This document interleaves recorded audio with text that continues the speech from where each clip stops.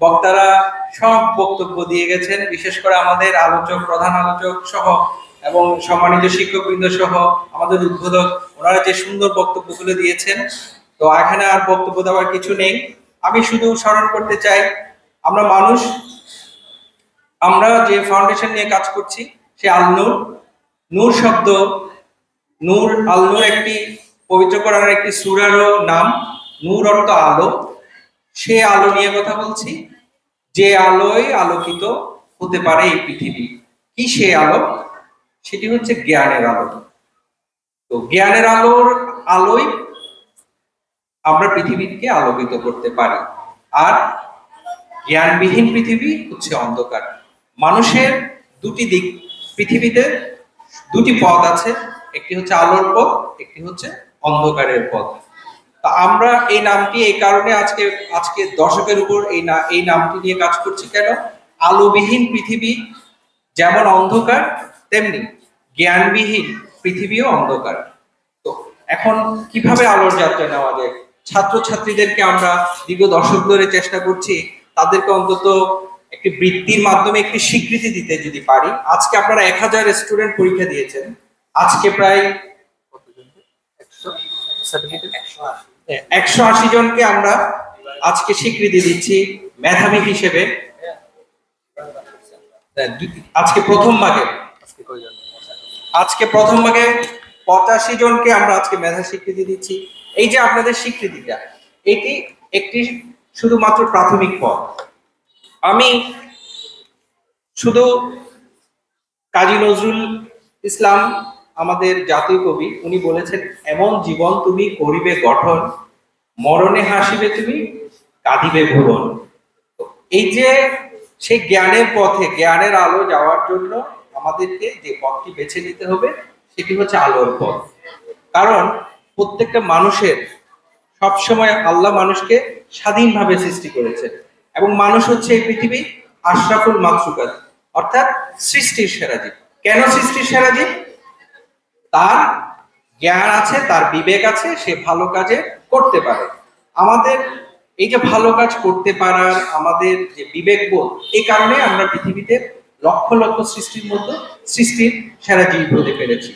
এই জ্ঞানের আলো আলোকিত হওয়ার জন্য সবসময় মানুষের মাথায়, এই যে মাথার মধ্যে সবসময় দুটো জিনিস কাজ করে, একটি হচ্ছে পজিটিভ আর একটি হচ্ছে নেগেটিভ। এই যে আমাদের এই ব্রেইনটা আমরা যেটা 1015 গ্রাম, এই খুলির ভিতর যে ব্রেইনটা, যেটির ওজন হচ্ছে 1015 গ্রাম, এই ব্রেইনটা আল্লাহ এমন ভাবে সৃষ্টি করেছেন, যখন আমরা এটি একটি পানির মধ্যে থাকে, যখন এই পানির কারণে এটি ওজন আমাদের কম মনে হয়, 15 গ্রাম হয়ে যায়।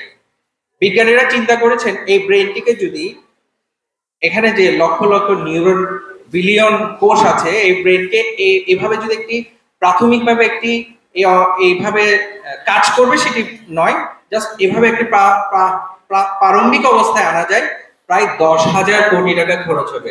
10,000 কোটি টাকা। তাহলে কি সম্পদ নিয়ে আপনারা ঘুরতে, আপনারা কি সম্পদ নিয়ে আছেন? আর পৃথিবীর সমস্ত সম্পদ যদি একটি কোষের জন্য বিনিয়োগ করা হয়, তারপরে একটি জীবন্ত কোষ আমরা সৃষ্টি করতে পারবো না। তাই আমাদের এই যে এই বিশাল সম্পদ, সেটিকে আমরা শুধুমাত্র পরিচর্যা করার মাধ্যমে আমরা আমাদের লক্ষ্যে অভিষ্ট হতে পারি। আমরা তো সবসময় নিজেদেরকে, তোমরা যারা শিক্ষার্থীরা আছো, সবসময় কখনো নিজেদেরকে তুচ্ছ মনে করবা না। কারণ এই পৃথিবীতে, তোমরা যখন এই পৃথিবীতে এসছো, মায়ের গর্ভে ছিল না এক সময়? প্রথমে কোথায় ছিল? মায়ের গর্ভে ছিল। তো এই মায়ের গর্ভে আসার জন্য যে শুক্রাণু, যে নিষিক্ত, যেভাবে মায়ের গর্ভে একটি সন্তানের প্রথম প্রাথমিক প্রক্রিয়া জন্মলাভ করে, হাজার হাজার হাজার হাজার শুক্রাণু ডিম্বাণুকে প্রথমে চ্যালেঞ্জ নিয়ে তোমরা এই পৃথিবীতে এসেছো। কারণ লক্ষ শুক্রাণুকে নিয়ে তুমি চ্যালেঞ্জ করে পৃথিবীতে এসেছো, তুমিই শ্রেষ্ঠ। কিন্তু পরিচর্যার অভাবে আমরা অনেক সময় আমাদের সেই শ্রেষ্ঠত্ব থেকে দূরে চলে যাই।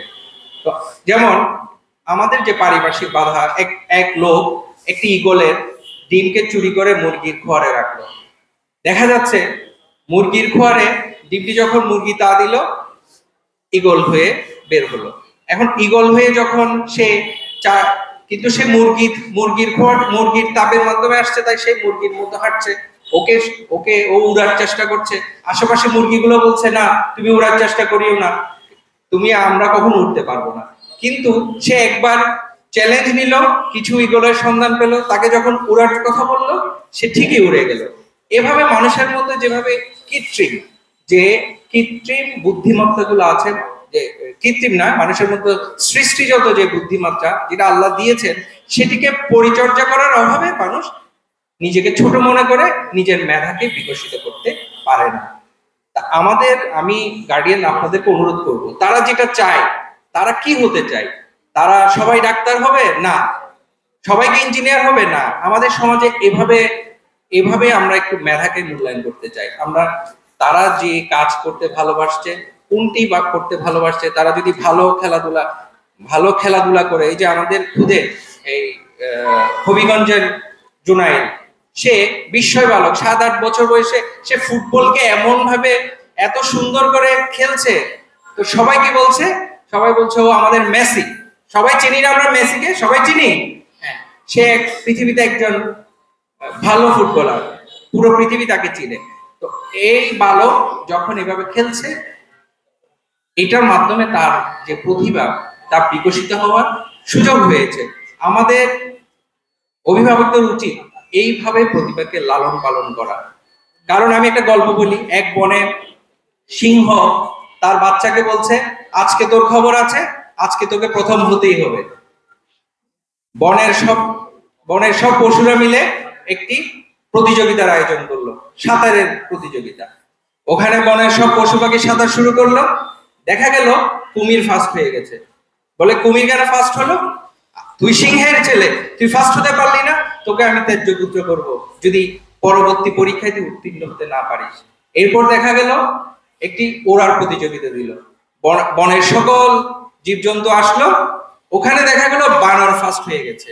এরপর সিংহ তার ছেলেকে ত্যায্য পুত্র করলো। আমরা আমাদের মেধাগুলোকে এভাবে ত্যায্য করব না, আমাদের মেধাগুলোকে আমরা পরিচর্যা করব। কারণ এই পরিচর্যার মাধ্যমে তার সেই বিকশিত মেধা, তার যে এইম, সেটি ফুটে উঠবে। তাহলে আমাদের জীবনকেই ফার্স্ট ক্লাস করতে হবে। আমি ফার্স্ট ক্লাসের পিছনে ঘুরে লাভ নেই। এপিজে আবুল কালাম বলেছেন, প্রজাপতির পিছনে ছুটিও না, ফুলের চাষ করো, প্রজাপতি আসবে। আপনারা সবাই ভারতের প্রথম প্রধানমন্ত্রী জওহরলাল নেহেরু, ওনার নাম শুনেছেন। যারা শিক্ষকরা আছেন ওনার নাম, ছাত্ররা স্টুডেন্টরা হয়তো এখনো নাও শুনতে পারো, তোমাদেরকে বলছি। উনি ওনার জীবনে একটি প্র্যাকটিক্যাল উদাহরণ দিয়েছেন জীবনকে কিভাবে ফার্স্ট ক্লাস করতে হয়। একবার উনি একটি সফরে যাচ্ছেন, সফরে যাওয়ার সময় একটি ট্রেন ঠিক করা ছিল। উনি প্রধানমন্ত্রী থাকা অবস্থায় একটি সফরে যাচ্ছিলেন। যাওয়ার পথে উনি সফর যে সূচি, ওনার জন্য প্রথম শ্রেণীর ওনার কর্মকর্তা সহ 15টি সিট বরাদ্দ করা ছিল। উনি ওই ট্রেনে উঠে বলে কি, থার্ড ক্লাস বগি কোনটা? উনি থার্ড ক্লাস বগিতে চলে গেলেন, যেখানে কোনো এসি নেই, এত আরামায়েশের ব্যবস্থা নাই। তো সবাই অবাক হয়ে গেল, একজন প্রধানমন্ত্রী একটি নন এসি বা আর একটু কম আরামযুক্ত ট্রেনের বগিতে উঠছেন।